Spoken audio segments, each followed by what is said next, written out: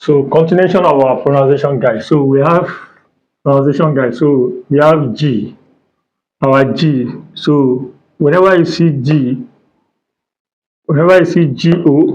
G-A, G-U, G-R in French, it's pronounced as G in English. Whenever you see G-O, G-A, G-U, G-R, that means pronounced as G in English. So e.g. le gâteau, the cake, then le garçon, the boy, le gâteau, the cake, then le garçon, the boy.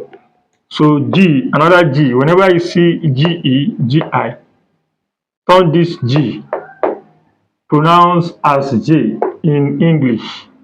G-E-G-I, pronounced as J in English. E.g. la gestion, the management,